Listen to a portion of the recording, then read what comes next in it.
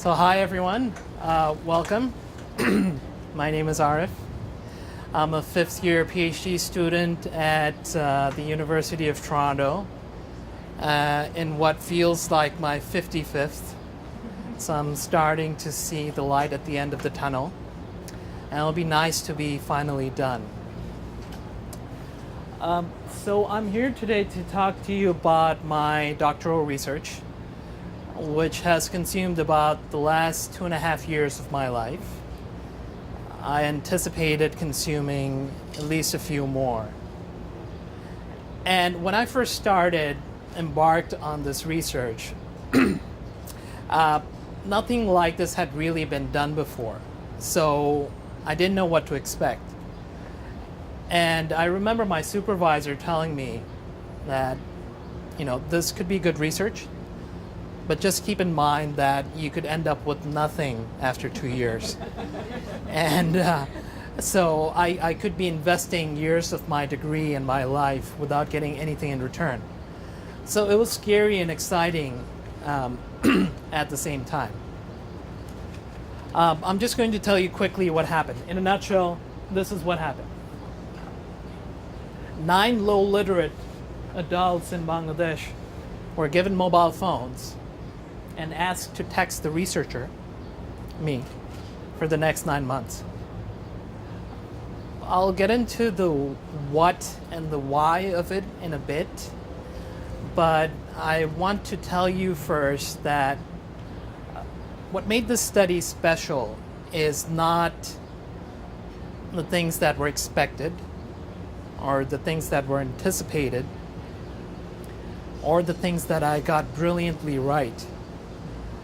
But it was about the things that were unexpected, things that were unanticipated, and the things that I got wonderfully wrong. And that's where the story of the study lies. So I'm going to give you the why of the study now a little bit. So let's talk about the cell phone. Okay, who am I gonna pick? Mel, how many times a day do you think you check your cell phone? A lot. I don't know. Number, give me a number.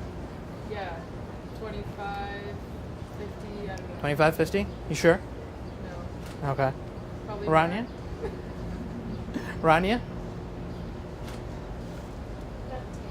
About 10?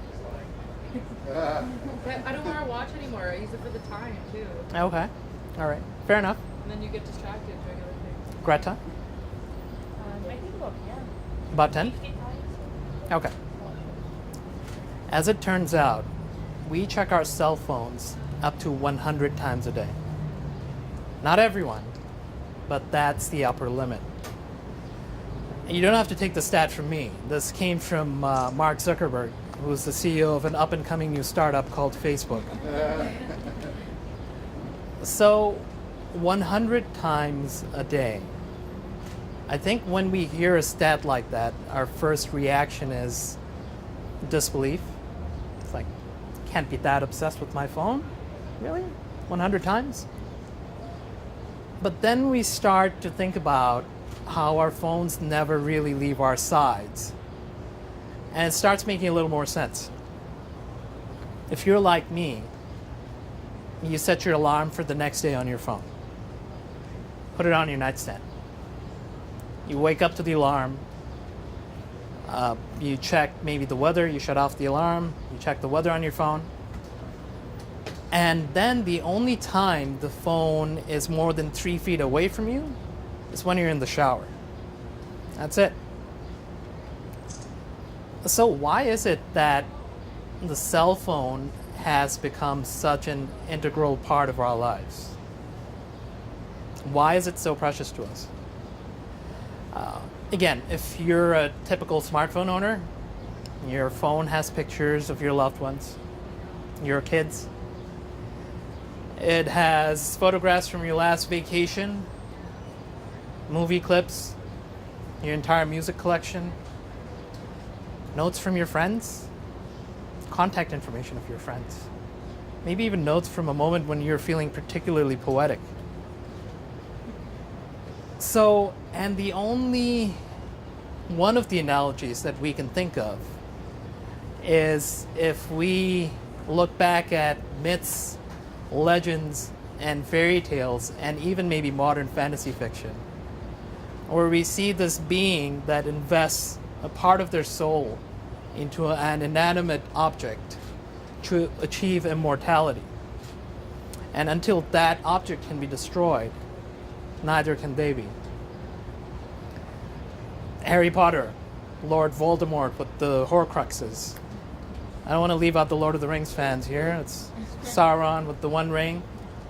All works. Stay with me here. So then it starts making a little more sense. Your phone contains your thoughts, your memories, reflects your personality.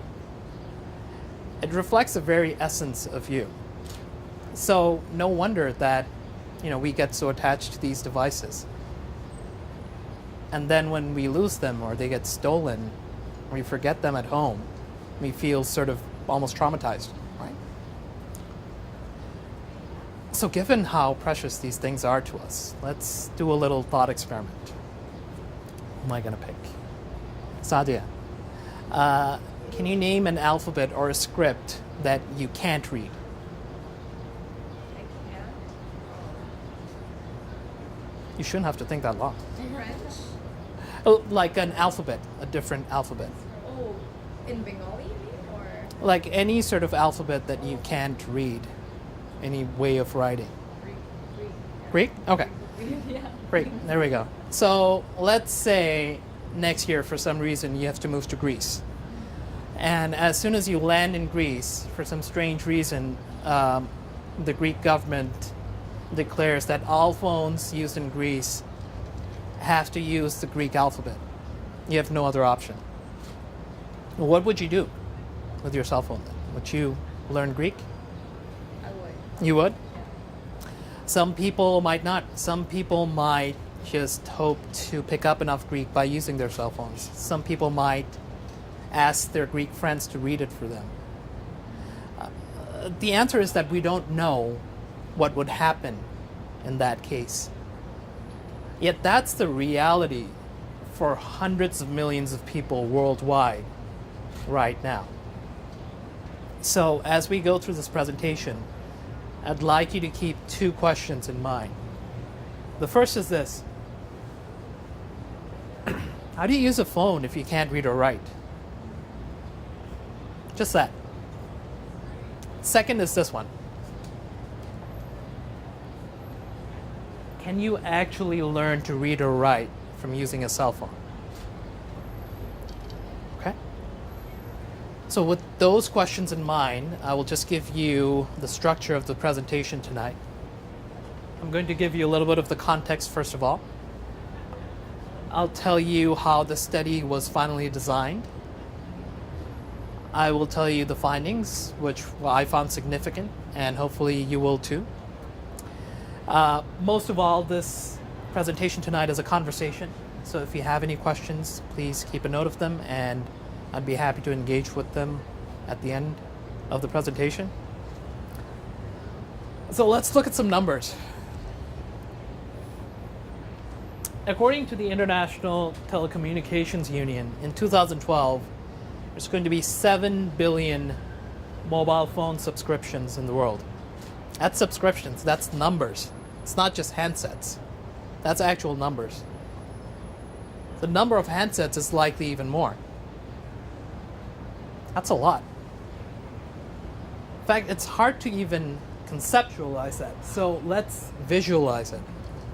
Hopefully you can see it. 7 billion phones stacked end to end would reach to the moon and back. They'd weigh as much as 4 Empire State Buildings. These statistics are completely accurate, by the way. Trust me. I calculated it myself. So that's how many cell phones there are in the world. Simultaneously, there's 700 to 800 million functionally illiterate adults worldwide, according to UNESCO. What does UNESCO mean by functionally illiterate? It means any adult who is unable to write a short statement on their day-to-day life on a piece of paper with a pen. Okay, so we have these two numbers. 7 billion phones, 7 to 800 million functionally illiterate adults. So can we actually figure out, using those two figures, how many mobile phone owners there are worldwide who are functionally illiterate? Can't read or write, but they have mobile phones. We can do that by looking at this graphic, maybe. Hopefully you can see it. This is phone ownership rates worldwide. And as you can see, that's around, the yellow is around 100%. As you can see, some of the things are as expected. USA has around 100%. Canada's a little farther behind. Russia actually has 150%. That means 150 phones per 100 people in the country. Saudi Arabia, you can't see, but has 200%. 2 phones per people in Saudi Arabia. But here's what's interesting. Even in the countries that are the so-called developing countries, countries in the global south, the rate of cell phone ownership is near 60-70%. And these are the same countries that house a lot of the world's functionally illiterate adults. So now that we have those two numbers and those rates, let's do some mental math here. So 50% of 800 million, no, let's say 40%. Who's good at math? 40% of 800 million? 320 million. Thank you. There's as many as 320 million low or non-literate adults who own their own phones worldwide. But let's also conceptualize this number. If these individuals had their own country, it'd be the world's 3rd largest by population, bigger than the United States. So now the question arises, why is this important? Why do we need to know how many adults worldwide who can't read or write own cell phones? It's important because if we figured out how they use their phones, what they're getting from it, what their needs are, we can actually design a literacy intervention for them that addresses adult illiteracy. Because adult illiteracy is one of the biggest educational challenges worldwide. To understand why it's such a problem, I'm going to give you an example of another famous study. Again, it's hard to see, but who here has heard of the hole-in-the-wall experiment? You shouldn't have raised your hand because now I'm going to ask you what you know about it.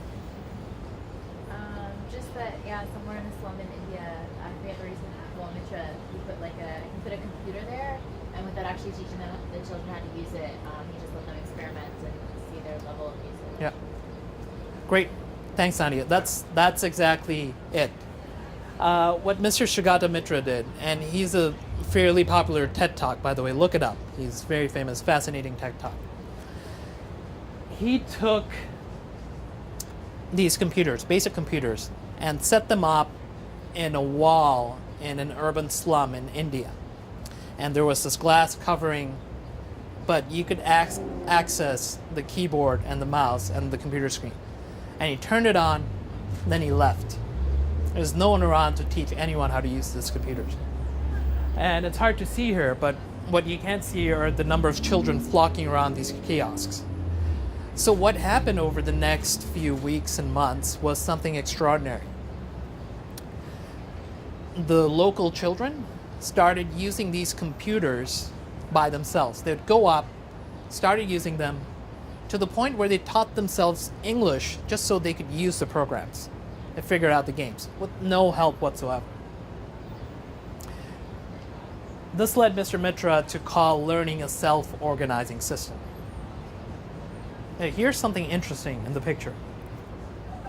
What's missing from it? Anyone want to take a guess? Who's not there? Please. Teacher. Hmm? Teacher. Close. Think. Where are the adults? How come it was just the kids who went up to the computers and learned it? Why didn't the adults do it? It turns out that adults have completely different learning needs. First of all, adults need to be motivated to pursue learning and go to school. You can tell a kid, you're going to school tomorrow, or else. They're like, okay. You can't do that to an adult. So they need to know that if I'm going to school, if I'm pursuing learning, it has to be worth it. Second need, adults need transferable learning skills from school. It's not enough for them to learn how to read a book or a primer in a classroom. They need to know that that skill is going to help them. There have been adult literacy interventions where the participant said, I can read the book in the class, that's it. It doesn't really actually help me. So what some critics have said, that what might be more helpful for adults is a literacy second model and not a literacy first model. A literacy second model is where you pick up learning and you don't know you're doing that. So you're doing something else and you're picking up literacy on the side. So the activity itself is not about learning. So that's the sort of intervention and you need for adult literacy to be effective. And it was with those things in mind that 2.5 years ago, I went down to Bangladesh to start my research. So this is Bangladesh. My research was in the northeastern part of the country near all the tea gardens in a region called Sylhet. And this is a zoom up, and it was in the southern part here. And I just want to talk a little bit about Bangladesh.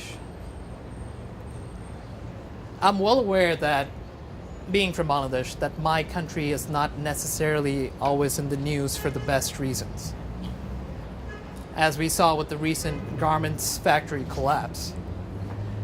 But Bangladesh has made a lot of surprisingly good progress in social and human development in its 40 years of independence.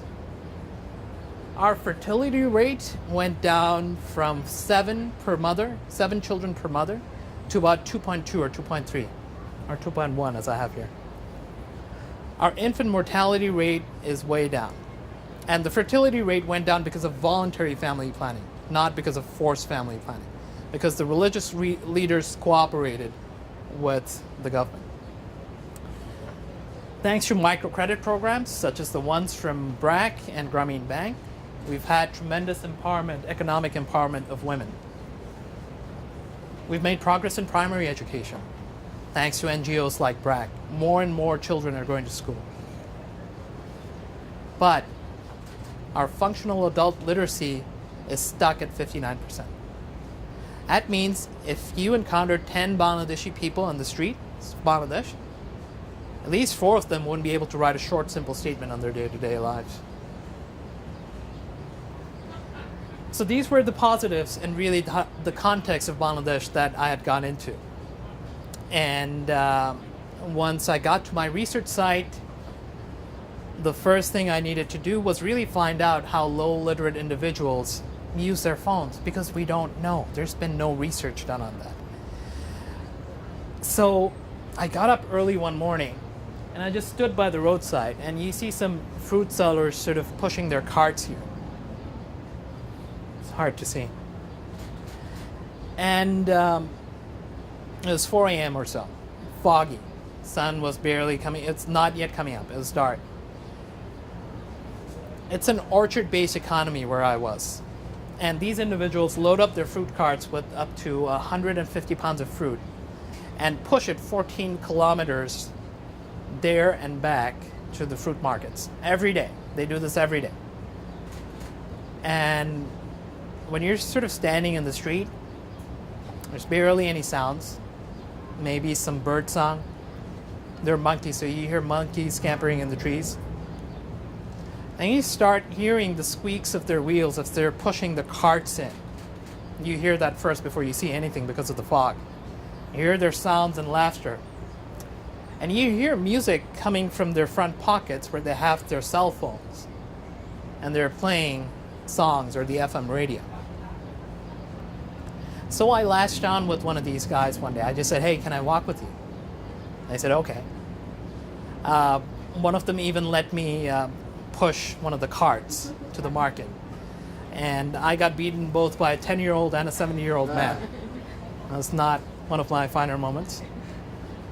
So I interviewed individuals like that, and I asked them, so what do you do with your phone? Do you text? Can you text? What happens when someone sends you a text? How do you save your numbers? Do you play games on your phone? What do you do? Surprisingly, they're all very willing to talk to me. And just to boil down, what I found out from these interviews was this. That's one more picture. So as it turns out, no one picks up texting on their phone just by themselves. If you didn't start doing it from the beginning, it's not like 2 years later you're going to all of a sudden, oh, hey, texting, I'm going to start texting now. That wasn't going to happen. The implications for me was that I couldn't just hand out a bunch of phones to people and say, okay, see you in a year, and come back and they'd be magically more literate because they had been using their phones. The second finding was that a lot of these individuals, even if they weren't texting, they were using the calendars on their phone, they're using the alarm clocks, they're using the calculator. And this really illustrated to me how limited my conception of literacy was. I thought, well, if you're going to pick up literacy from using your phone, it's got to be just texting, right? What else would you be doing? But who am I to say that when you use your calculator, you're not practicing numeracy skills? When you're using your alarm clock, you're not practicing time management. These are important life skills. These are multi-literacy skills that they were already practicing. The third one was that if you had no literacy whatsoever, if you couldn't read a single word or number, you probably weren't going to be helped by a mobile phone-based literacy intervention. That's not going to help you. You need to go into school. So, armed with these findings, and this is just a picture of someone texting on their phone that I took. Armed with these findings, I ended up calling my supervisor, who at the time was in South Africa. And I had this very slow connection over Google Voice because I had internet. And I remember these scratchy conversations and saying, Jim, everything is not what I expected. I don't know what to do here. We have no intervention. I had 2 weeks before I had to fly back to Canada. Otherwise, I would lose my job, which paid $11,000 a year, but still. Otherwise, I'd lose my job. I didn't want to lose it. And I really started panicking because I had no intervention, no idea what to do. I came in with all these expectations, and they weren't what I thought they'd be. So Jim said, okay, let's not panic. Let's figure something out. Let's see what we can do with what we have. So eventually we came to sort of a design. Then we had to find the participants for the research, right? So we ended up with 9 participants. And I couldn't just go up to the village square and say, hey, I'm giving away free cell phones, so my house, 10 minutes. That would not be a good idea. So I spread the word confidentially through channels, through something called snowball sampling. We ask someone to ask other people. Reference is the best, it's the better way, it's a non-fancy way of saying it. And we ended up with 9 adults, aged 18 to 35, with 0 to 10 years of education as participants. None of them had owned a mobile phone before. These were 6 men and 3 women. And here's what they were told. Each one of them was told that, I'll give you a cell phone. If you finish the study, it's yours to keep. And I'll pay for your minutes every month. please reserve half the minutes to talk to me. In exchange, every week I'll send you a text message in Bengali, your native language, and mine. And it'll be on news or sports or politics. And all you have to do is send me back our comment or question that you text with me. That's it. That's all I want you to do.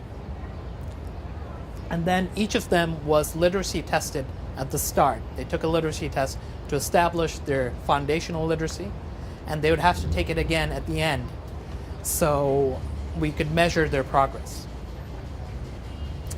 We also realized that none of them had used a mobile phone before, so their faces are blurred out. Not that it matters with the screen. Yes, glad I took the time for that. So we realized that this is a picture of them sitting down and getting training, by the way. So we said, let's train you on how to use a mobile phone. And you have to understand from where we were coming. A lot of these individuals had never held a phone before. They weren't used to fiddling with something with such small parts. They were used to large motor skills. So just getting that down was something we had to practice. We had them take the battery of the phone out, take the SIM card out, put it back again, put it in again, do it again. Just get comfortable with that. How do you charge your phone? Why do you charge your phone? What's electricity? We had to start from the very basics. And thankfully I had a research assistant.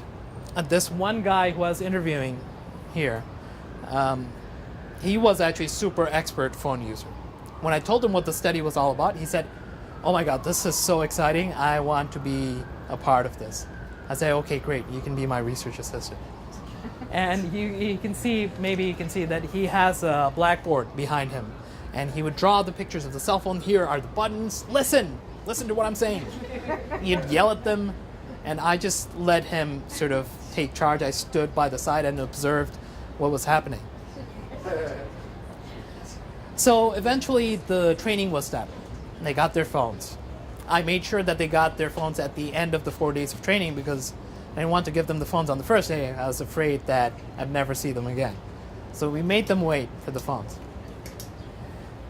And then I went back to Canada. And once I got back to Canada, it sort of hit me what I had signed up for. Hey, I'm going to be texting with 9 people who are 12-hour time difference away. And it started, and it's hard to be in that sort of a texting relationship with someone over such a long period of time without getting involved in their personal affairs. I would get texts at all times of the day, middle of the night, and I'd make sure I texted back as soon as possible because I didn't want them to get discouraged. I'd get phone calls sometimes. I never picked up because I didn't want them to get hit with a phone bill. Once I had a guy call me 3 times, and I thought, why is he calling me so many times? So I called him back, and I said, don't call me, I'll call you. Why are you calling me? He said, well, I called you, and this funny voice in English kept saying stuff, and I just liked hearing it. So I kept calling again and again. And then I looked at my bill the next day, and it was like $60. It was a lot. Yes, I said, yes, don't call me. I will call you. A lot of stuff like that. Funny things, not so funny things. One of my participants, she actually lost her livestock from a storm.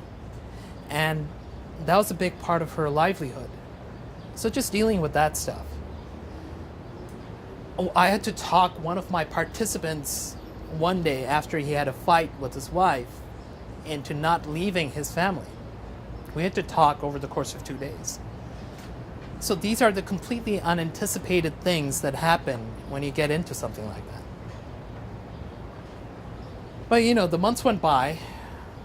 Somehow, we ended up exchanging more than 1,000 text messages at the end of it. And then it was time to go back and test them again. And there were statistically significant rises in their read and write scores in the literacy test the second time. And the people who had less education actually did better, improved more than the people who had more education in the group. Only 2 of the 9 participants dropped out, and that was because they found work in India. They left. Unfortunately, they took the phones with them. But that's not really the story of this intervention. It's not about what the scores were. It's about why those things happened. What happened was, this is something I found out when I interviewed them again, that they ended up re-engaging with books and textbooks and newspapers in a different way than they did before. One participant, who was a mother, actually told me that I started tutoring my kids more so I could get better at texting with you. Another participant asked her husband to bring back a newspaper from the shop he owned so that she could study and get better at texting. One of the guys told me that, I would read a newspaper before and read a story, but when I started doing this, I would read it and I would try to remember the story so I could tell it to you later. So that's an example of learning for retention that happened as a result of the study. Some other interesting things happened.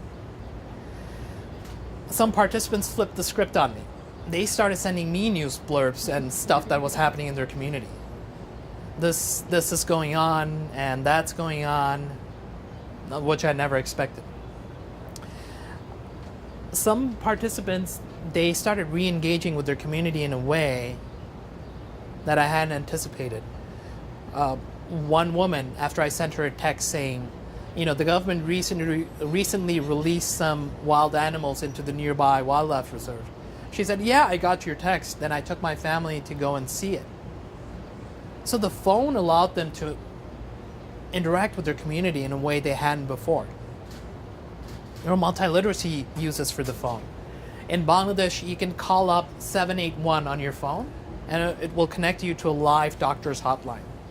And you can get prescription advice and get whatever medical advice that you need. And one of the participants ended up doing that. And he bought the medicine and he felt better. They started reconnecting with their families that lived far away. They'd send them text in Bengali, they'd send it back in English because their phones didn't have Bengali. So these were just some of the things that happened as a result of this intervention.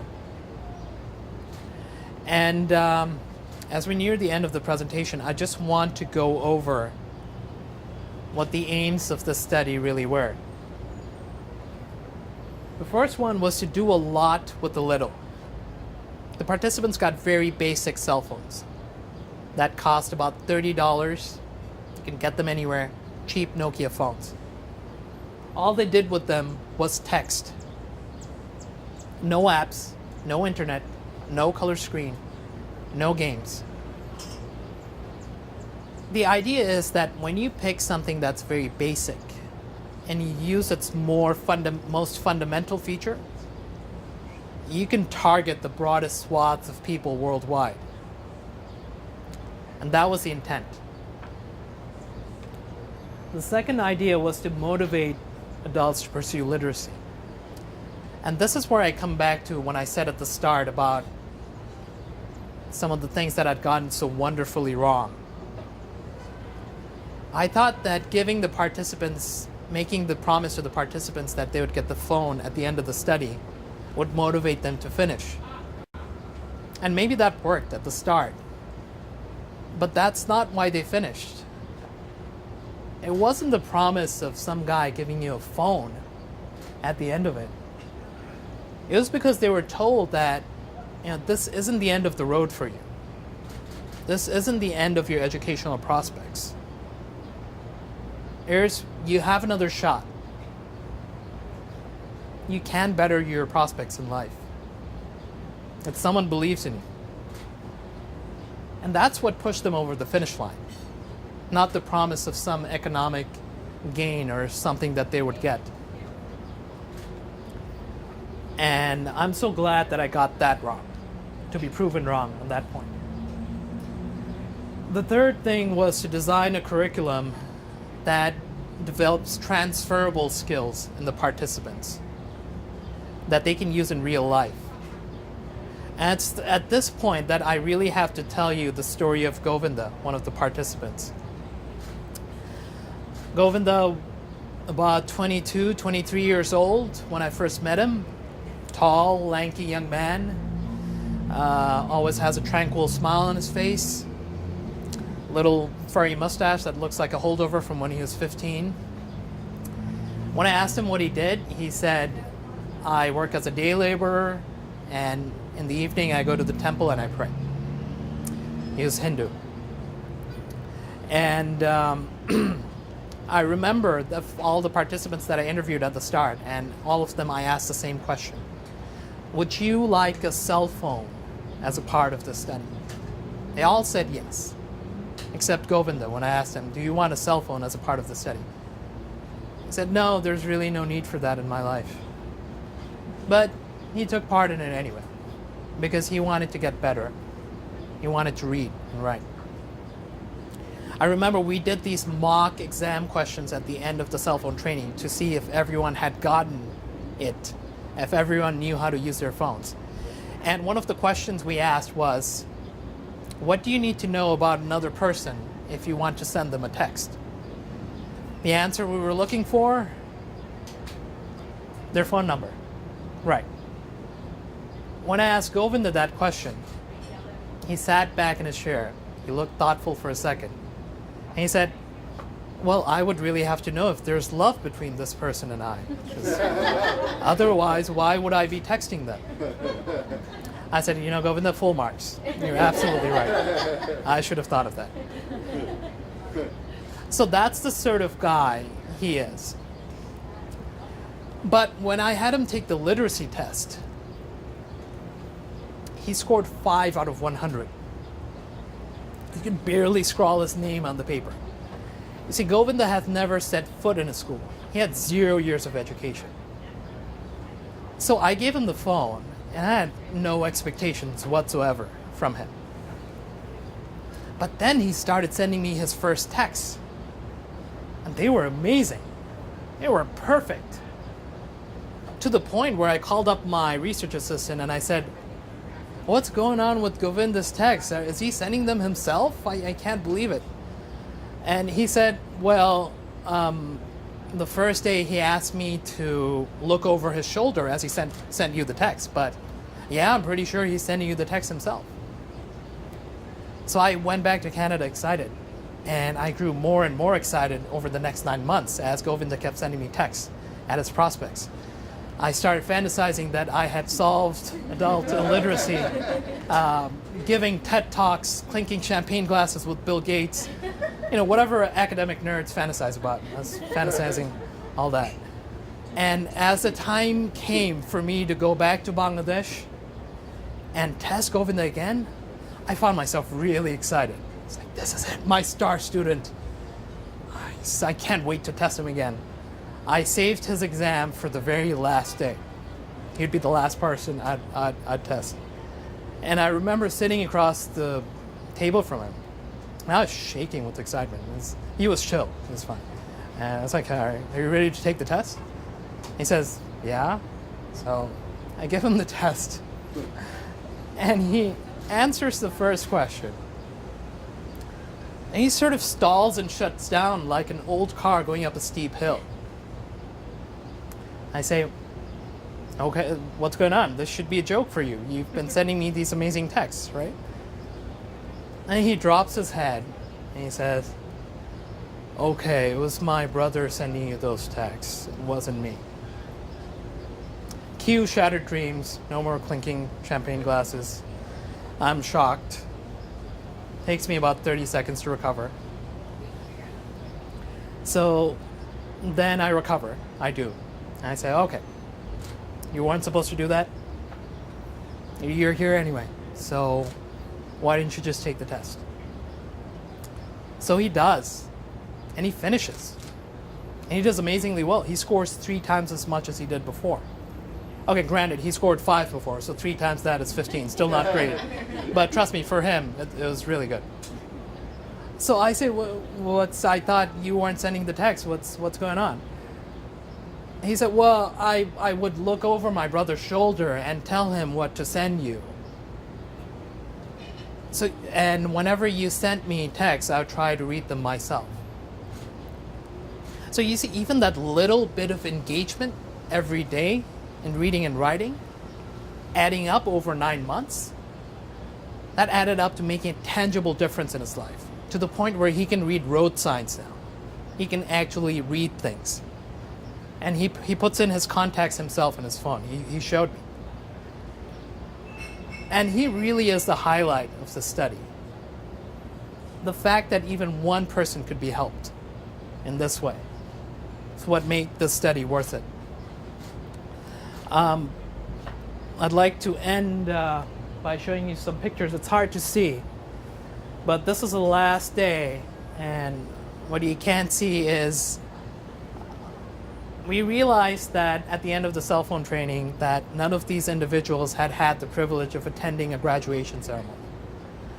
So I recruited my mom, who has a cottage nearby. That's why I went to the whole place, by the way. So I said, Mom, can you hand over the phones while we take a picture and they smile at the camera and the research assistant gives a little speech? We really wanted them to go off into this thing with the sense of embarking on a journey. And that was that. And we think that the glow of that sort of stayed with them till the end. And that's what helped them push them. That's what helped push them to the finish line. So the current status of the study is that I'm now writing a research grant, co-authoring it with the professor at Michigan State University. And we're hoping to expand this to a much larger group in India, see what the results are with the bigger group. And I hope that someday I'll be standing in front of you and telling you how that one went. That's it.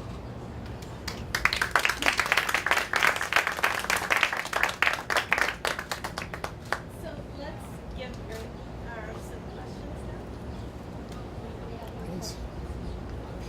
So Arif, on one of your slides, you mentioned that there's an outperforming happening between the folks who are less educated and more educated. Yes. Could you just kind of explain that a little bit? Yeah, sure. First of all, I want to emphasize that the study, given the small number of participants, isn't really generalizable. However, the people in the group had from 0 to 10 years of education. And the individuals that had between 0 to 4 years of education actually improved way more in their test scores than the people who had from 8 to 10 years of education. So that's what I mean by outperformed. Right, yeah, I was curious because it's not like there's sometimes like a plateau or like someone's, we're Yeah. starting at different points of different starting points. Thank you for your presentation. I thought it was very engaging. Oh, thanks. Thank you for coming. I remember you telling me some funny incidents about having to be at your mom's and study and stuff there. Yeah, sure. I mean, as I said, my mom had a cottage in the area, which is one of the reasons that I situated my study there. And you know how it is with moms, and you're there, you tell her you're there for your PhD, and she's all in your business about the PhD.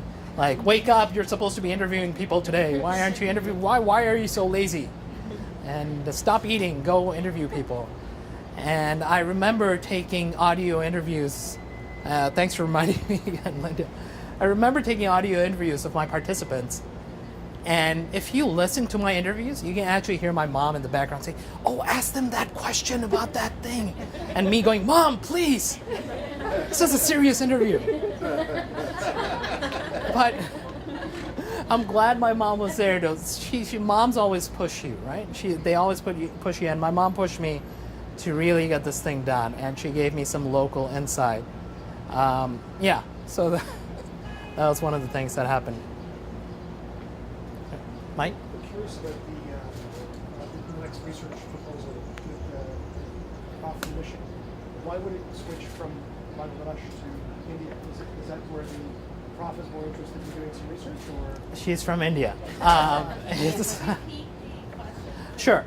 Mike asked as to about the future of the research, why it might be shifting from Bangladesh to India. First of all, what I want to emphasize is that this research was designed so it's implementable across a lot of different countries and contexts. India has similar culture and demographics to Bangladesh, where we can replicate some of the stuff, and also because of the professor's interest in working there. But Bangladesh is not out of the question. She has also expressed interest in doing this in Bangladesh. Sadi. 2 questions. Might sound a little silly, but I'm kind of curious. I'll repeat it. Talk louder. Yeah, okay, so the first one is I'm kind of curious in terms of how the texting literacy happened. I speak Bengali, same country as he is in. So I'm wondering, the texting, was it like in English as in, how are you? Texting kind of thing, or how are you as in like, "Tumi kemon acho?" Yes. in English, that way. So I'm kind of curious how that communication happened between you and the participants. And my second question is, how long did the training took place for you and the RA for them to get trained in terms of to open a battery, put it Yeah. in simple, and then Yeah. charge your cell phones? So how long did that take them to learn that? So if I understand it correctly, what you're asking is what types of texts did we send Yeah. in Bengali? So for the training aspect of the texting, we just sent stuff like, my name is X, my name is Y, how are you, what did you eat for lunch today? Just to get them comfortable with it. Then we got into the news blurby sort of thing. Yeah. And for your other question, we tried to train the participants in separate groups of men and women for 2 hours each day for a sequence of 4 consecutive days. Greta. You mentioned the idea of a curriculum Yes. and transferable skills and also literacy second, right? So Yeah. I'm thinking probably some content-based curriculum where you teach them something, but actually the goal is to teach them literacy. Are Yeah. you working on a curriculum like that right now?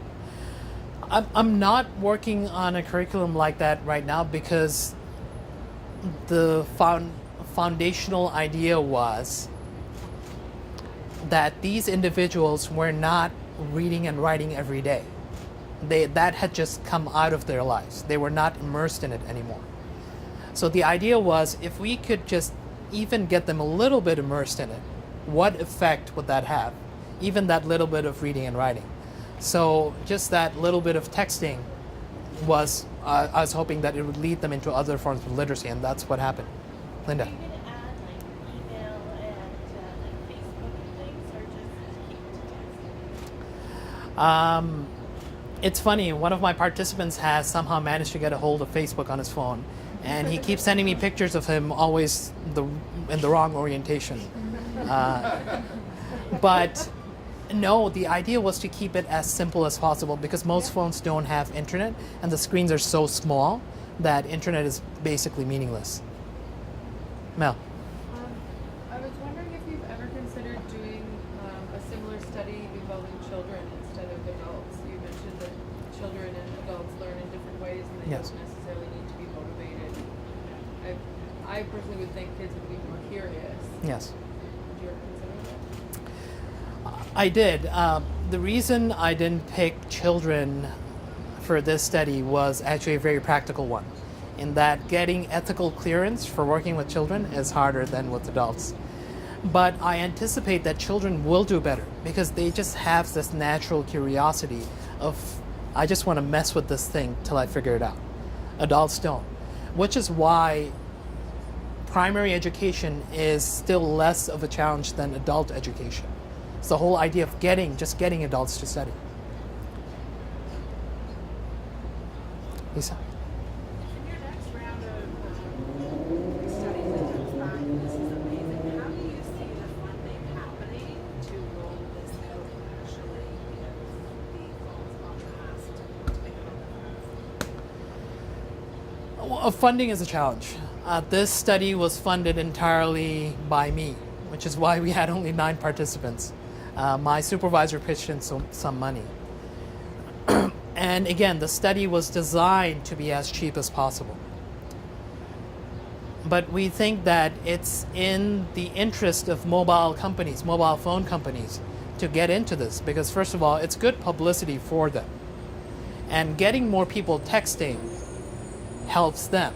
So if we even did something like getting them to give people a reduced rate in texting, or even given some free phones away, that's something that could work. And that's something that we're targeting in the next phase, is contacting some mobile companies. Linda. I have some ideas for you. Okay. I'll tell you. Great. One is I think you should get Mozilla to partner with things. Mozilla Foundation? Yeah, and also some kind of a cell phone provider, and I can help you. Great. Thank you. Wonderful. Kurt. You mentioned earlier on about this sort of how some participants, one said that she'd lost her livestock, another had a family issue Yeah. to resolve, and you were part of that. I guess maybe helping out with those issues, right? So there's sort of it's implied this sort of power dynamic. Yeah. Because they suddenly trusted you, but they also implied that, well, why did they trust you? Right? Yes. What's the question there? But I guess what I'm wondering is that, so I sort of with that as a background, the next phase, the second stage of the project, where there would be like a larger pool of participants and presumably maybe more research assistants, would you design that into the study, like this not this concept of power, but this notion that being, let's say as a research assistant, being really open with participants to engage in a discussion that might be of a personal nature? It's a fantastic question. The flexibility that a larger group gives you is to create different little control groups. Maybe we could have a group where the people texting are more open. Maybe in one we could say, don't give them any extracurricular stuff at all. Keep it really professional. In one, it could be a partnership of peers. In one, it could be a more educated person from the village who contacts with them. The potential for this model really is endless. Why not consider getting the people in the Bangladeshi community in Canada to become texting buddies with people in Bangladesh? Indians becoming texting buddies with people in villages in India. What was so interesting about the study is that the intangible factor, how much of it was, oh, it's really cool, I'm texting this guy in Canada and he's so far away. How much of that motivated them? We don't know. So that could be really interesting. Not only getting the community here engaged in something in their homeland, but creating those sort of cross-cultural, even though they're the same countries, just cross-cultural bridges. So yeah, we can try lots of varieties of interventions. Yeah. I just wanted to add to that. That's like a modern version of something I used to do when I was in elementary school called pen pal. Yes. When you connect with someone in a different country or in a different city and you send letters back and forth and then eventually you meet them at the Toronto Zoo or somewhere in Greenwich. My mom, she's 65 now, but when she was in grade school, she pen palled with people all over the world, including with this woman in Japan. At this woman, similar age, she ended up sending her a pair of shoes over the mail 50 years ago.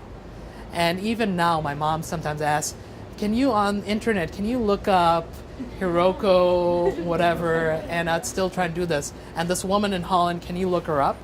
So there's an inherent fascination with writing and letters. When we talk face-to-face, that's what's called synchronous communication. When we send texts and letters, that's called asynchronous communication. It's still exciting when we get a letter in the mail because we don't know what's in there. And text messages they are the modern micro version of the letter. What's the hardest thing in the world to do? It's to not check a text message you just got. Anyone been able to resist that? No. It's almost impossible. And that's what I was counting on with every text message that I sent them. I knew that if I got them to just read it, That's a victory. So there's real power in that mode of communication. I had two things. Do you know about Booksoo.com? Sorry, say that again? Do you know about it? No. It's really a cool thing if any of you guys are interested in learning languages. It's this website where you can learn different languages, but it's like the thing is you can learn I think French, Spanish, Italian, Russian, German, I think something else. The thing is you will crack some homework of somebody who's learning English, and then a native speaker will correct your homework somewhere. You don't have to do too much, but it works really well, and it's a really good sort of thing. That might be a good partner for you.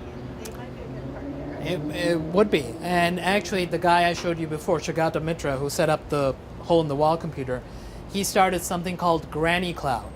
So he gets these grannies in England to Skype with kids in India to help with their homework in English.